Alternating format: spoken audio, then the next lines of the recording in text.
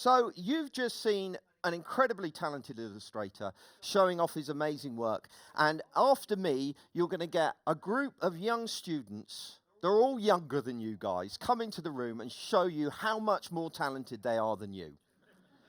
It's a depressing point in your life when you reach that moment. But fortunately, in between those two, you've got a grumpy old man talking for a little bit. And I am a grumpy old man because I remember Photoshop 1. Do you remember that? Who ever used Photoshop 1? No layers. How do you use a graphics package with no layers? It was good days. It was good days. I'm hoping to build on our first Luminary talk and inspire you a little bit. Inspire you to maybe do some new things and to go a little bit further. So my talk is the 5 skills every designer needs. And I've put the word web designer in there. Now, the reason I put the word web designer is because that's what I am, and that's my background, and there's some interesting things happening in the world of web design. But it could be called, this talk, Why All Web Designers Are Doomed, is another way of putting it.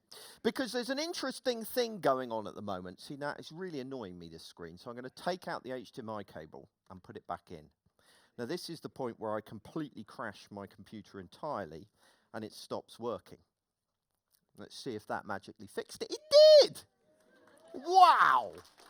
Thank you very much. I feel I've now justified my place on the stage. Right, so why web designers are doomed? Because the web industry is changing at the moment. There's some really interesting things going on in the web industry. Who does web design at some point or another? Okay, so the vast majority of you. It's very hard to avoid, isn't it, if you're a creative these days? Even if you come from a print background, your desire is you get sucked into the web, whether you like it or not. But there's some really fascinating things that are happening. For a start, we're seeing a lot of small businesses concluding this is enough, right? That actually all they need is a Facebook page. So we're seeing the very, very bottom end of the market. You know, the students, the people working out of their bedrooms, their work is going away and being replaced by this. So they're pushing up the market a little bit. But even above that, things are happening. So we've now got things like Squarespace coming into the market as well. And Squarespace are offering these gorgeous, really quite nice templates. Well, why do we need designers? What's the point of you lot? Oh, and by the way, just to add on top of it, did you know that you've now been replaced by an algorithm, right? Have you come across grid.io? Who's heard of grid.io? Yeah, they're basically replacing you. You're rubbish now. Your career is dead, all right? You might as well pack up and go home because you could be replaced with an algorithm. Didn't you know that? So there's a really interesting time. So the bottom of the market's getting squeezed, and everybody's going, oh, we need to move up the market to more valuable people that actually appreciate our design skills. Meanwhile, at the very top of the market, big companies are realizing design is critical. It's business critical. So what they're doing is they're bringing stuff in-house. They're going, now that they're realizing that user experience and design skills are crucial to the success of their business, they're often bringing it in-house.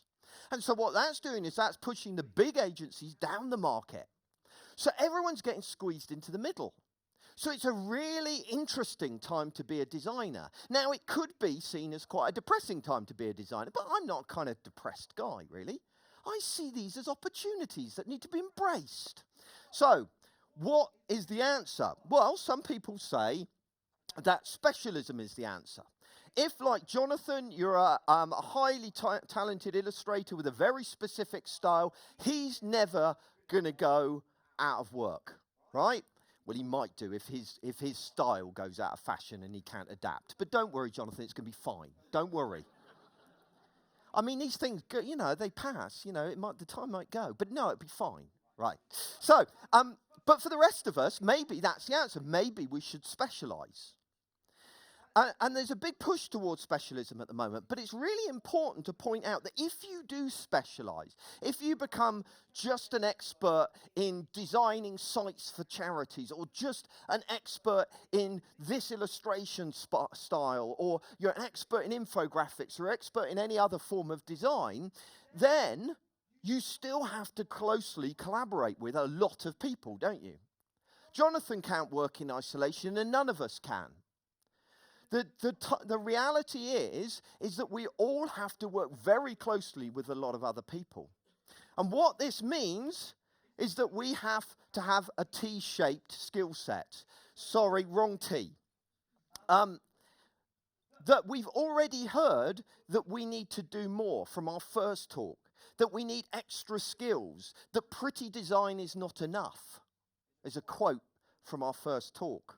We have to develop T-shaped skills. Now, do you know what I mean by that when I talk about that? So, what that means is that we have all got our expertise in a particular area, a deep expertise, that long stroke down. But we also need a broad knowledge across a lot of different things, the top of the T. But the trouble is, a lot of us get so sucked into our little rabbit hole, our little area of expertise, our 20 different ways to shade a 3D animation, that we forget to look at the bigger picture. Jonathan, why am I picking on you? This is not fair. I wouldn't stand for it, especially as you grew up the same time as me and you've shown me all the really cool things from my childhood. Oh, G-Force was awesome. I miss G-Force. I need to bring it back. Blockbuster film or something. Right, anyway. So, the result of all of this is we need to expand our horizons. That if we are going to be specialists in a particular area, we need to understand the related specialisms that go alongside us. If we want to work directly with clients, and if we want the clients to pick us over Grid.io, over Squarespace, over Facebook, we need to offer them more that those services can't offer, which means we need a broader skill set. We need to understand more things. And that's really what my talk is about. It's encouraging you to broaden your skill sets into areas you would never consider looking at. Areas like sales and marketing. Ugh. I mean, marketeers are evil, aren't they? We all know that. But the truth is that if we are going to be good designers, we need an understanding of the fundamentals of sales and marketing. Are you confident that you really understand SEO? Do you really understand that and how that works? Can you honestly advise your clients well over that? Can you advise clients on creating a good email marketing campaign? Can you help a client with their social media strategy? Can you recommend the best digital marketing approaches for your clients? Because the truth is, Squarespace can't. Grid.io can't, but you can. You don't need to be an expert in these areas, but you can have some basic knowledge. Also, I think we underestimate how much of the job that we do is influenced by sales and marketing practices. Traditional sales approaches. If we want, if as our job as designers is to solve problems, isn't it? And often our problem is that a client wants a user to complete a particular call to action or do a particular thing, and our design is supposed to inspire and encourage the user to do that. Now, to do that, we need to understand marketing techniques, we need to understand sales techniques. Otherwise, we aren't going to be able to do our job properly. These are skills that we need to learn. Another really important skill that I think as designers we need a basic understanding of is copywriting. Because so often, especially as web designers, who uses lorem ipsum? Put your hands up. You're bad people. Bad people. The truth is we shouldn't be using lorem ipsum, but we do because the client doesn't give us frigging content, and the client doesn't give us content because they don't know how to write decent content either, and they're kind of making it up as they go along. So we need to be able to help them in that. And also, the relationship between design and copywriting is interlinked. You cannot do good design without good copy. The two are meshed together. There is a good reason why in traditional advertising agencies, copywriters and designers work hand in hand. So we need to be able to help our clients with copy. We need to stop washing our hands of it and just shoving some lorem ipsum in. But even if we say, okay, the client's giving us good copy, there is loads of copy that we still end up writing that the client doesn't give us, especially in the web. In web design, we write micro copy, those little instructions, those error messages that no blooming client is ever going to think of or write. And boy, are some of those error messages rubbish, right? Yeah, on one hand, you have developers that write 404 error message. You have failed as a human being to use this system. It's your fault. And on the other hand, you've got creatives who just put a nice illustration and say, oops, or something useless like that, right? So we need to get better at providing that microcopy because it impacts usability, it impacts comprehension, and it impacts conversion. And we should care about stuff like that. What about if the client gives you crap copy? Do you feel confident enough to tell them it's crap and to show them how to make it better? Who's going to teach the client to write good copy? Designers aren't the best person to do this. You're not the best people to do this, but you're better than nobody. If they haven't recognized the need to get a good copywriter, then you're the ones that need to demonstrate that need. So we need to have a basic understanding of copywriting techniques and how to go about doing that. In particular, how to create consistency and tone of voice. And those are so important. Tone of voice, you know, you can't have some of the brilliant, funny illustrations that we saw Jonathan produce and then have like this corporate style of writing that it just wouldn't work. So it falls to you to help educate the client about that. But also as designers, we sometimes like to think of ourselves as artists. We are artists. You're not friggin' artists. Sorry to break it to you. An artist produces something for the joy of it, for the point of it. Oh, I want to produce something creative. I'm feeling inspired today, right? That's not what you signed up to. You signed up to be designers. Your job is to solve problems. And what kind of problems are you solving? You're solving real-world business problems. And so we need to have an understanding of business and how business operates. Can you help a client establish their key performance indicators? Everybody knows about key performance indicators. Can you help a client do that? Could you help a client write a SWOT analysis? Are you aware of these terms? Are you understanding them? We don't need to be experts in them, but we need a basic understanding. Are you confident to talk to your client about market segmentation? Right? And I don't care about the bullshit names for these things, but these basic business principles we need to start getting our heads around. Can we help a client evolve their service to their end users? How many times have you designed something and you knew the client was going to screw it up? They were either going to screw it up because they didn't have the people or the processes or the business behind it to support the great work that you've done. Well, we need to be able to get in there and start advising them. And the final area that I think we should all, no, it's second from final area, so I'm lying. Another really important area is customer experience.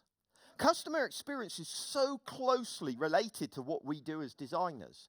While we design a visual experience, there is this whole discipline about designing a complete customer experience, from social media campaigns through to signage in stores, through to telephone support, the whole works. It's a fascinating area. It's really very interesting. And it's something that I think we ought to be paying attention to as designers, and maybe we're not. User experience does not stop at the edge of a screen.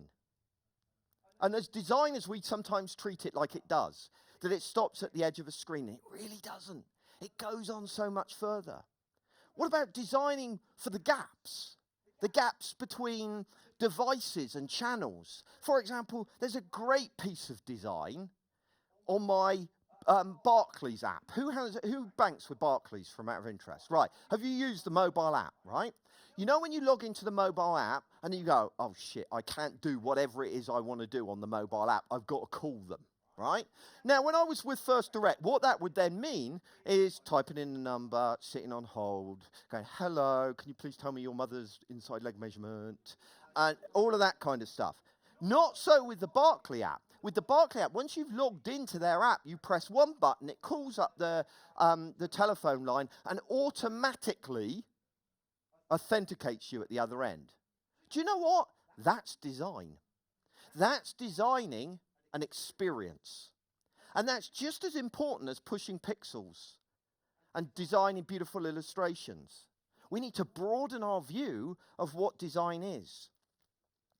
And then, the final area is psychology.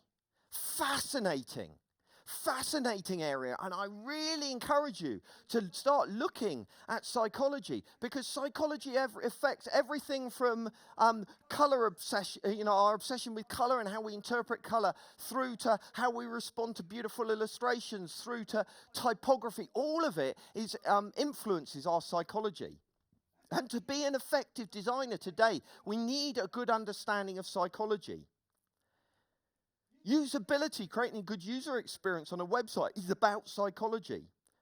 But everything we do, it's not enough merely to make our websites usable or our designs usable. They have to be delightful, and that means we need to understand psychology. We need to know how to make people passionate, how to make people engaged, and that means understanding the human brain and how we think and how we deal with things.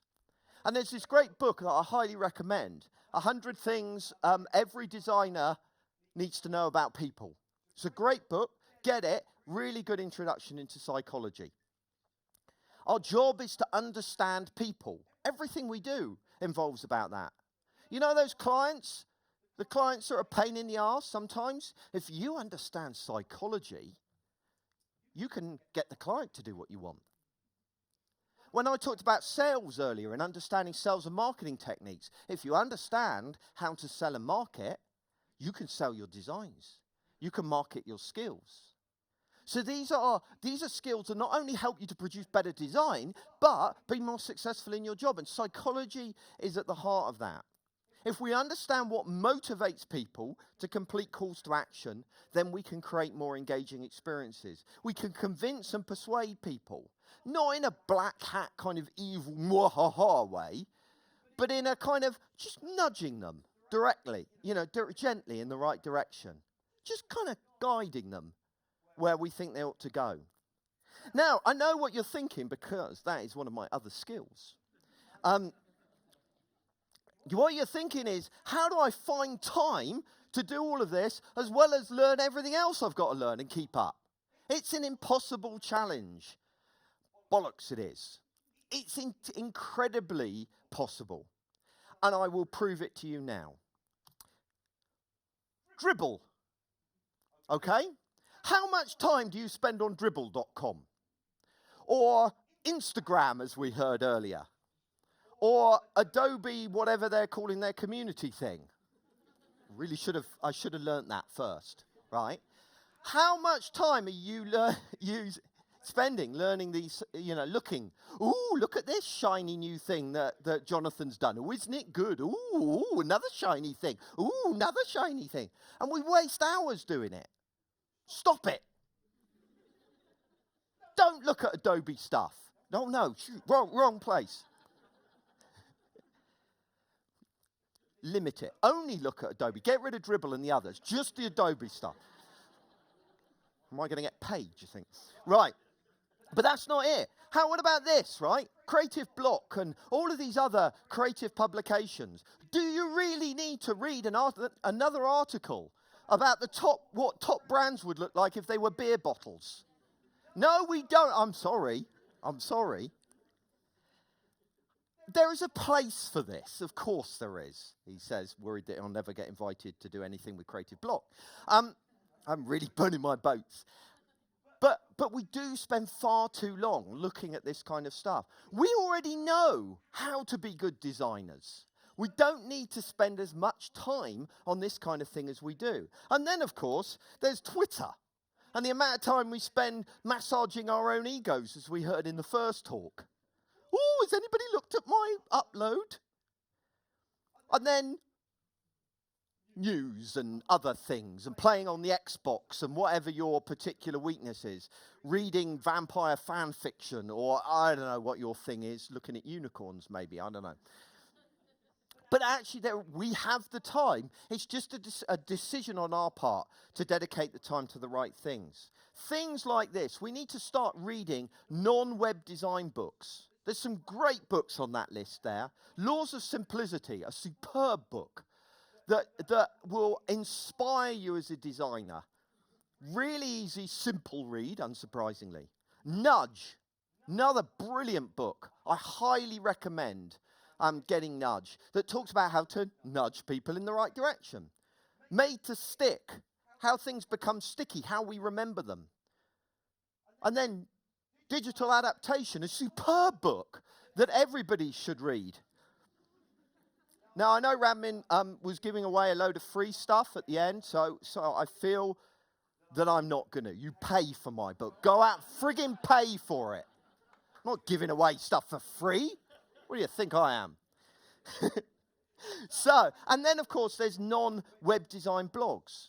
Try signing up to a blog like Customer Experience Matters, or e-consultancy that will help you look at business. Or even, a dear friend of mine, a guy called Sam Barnes, who has a blog on this. Now, don't get too excited. He has a blog on project management, everybody. Wouldn't you like to sign up to that? Yeah, project management. Woo!